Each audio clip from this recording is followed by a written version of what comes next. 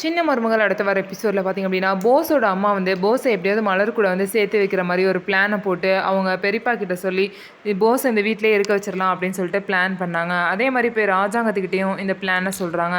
உடனே மலர் பார்த்திங்க அப்படின்னா இவர் என் மேலே லவ் வச்சிருக்காரு அப்படின்னு நினச்சி தான் இவர் கல்யாணம் பண்ணேன். அதுக்கப்புறம் தான் இவரோட சுயர்பம் எனக்கு தெரிஞ்சிச்சு. இனிமேல் இவர் கூட வாழ எனக்கு இஷ்டம் இல்லைன்னு சொல்லவும் அதனால் 2 பேருமே வாழ இஷ்டம் இல்லை அப்படின்னு சொல்லவும் 2 பேருக்கும் அங்கேயே வந்து பார்த்திங்க அப்படின்னா டிவோர்ஸ் பண்ணுற மாதிரி ராஜாங்கம் வந்து 2 பேரையும் பிரித்து வச்சிடுறாங்க.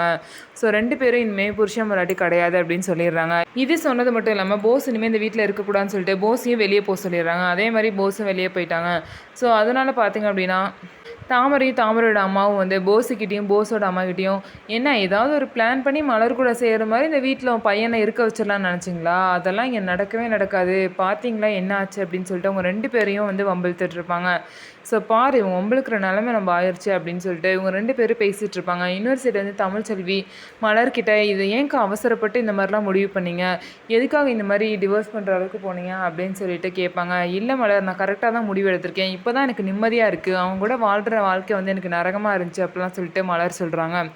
ஸோ தமிழ்ச்செல்வி நினச்ச மாதிரியே போஸ் வந்து இந்த வீட்டை விட்டு போயிடுறாங்க. போஸ் இந்த வீட்டை விட்டு போனாலும் சும்மா இருக்க மாட்டாங்க. இன்னும் என்னென்ன பிரச்சனை பண்ணலாம் அப்படின்னு யோசிச்சு ஏதாவது பிரச்சனையை வந்து இழுக்க தான் போகிறாங்க. அதுலேருந்து எப்படி தமிழ்ச்செல்வி வந்து மீண்டு வர போகிறாங்க அப்படிங்கிறத நம்ம வெயிட் பண்ணி பார்க்கலாம். ஸோ இந்த வீடியோ உங்களுக்கு பிடிச்சிருந்தா நம்ம வீடியோவை லைக் பண்ணிக்கோங்க. மறக்காமல் நம்மளோட சேனலை சப்ஸ்கிரைப் அண்ட் ஹைப் பண்ணிவிட்டு பாருங்கள்.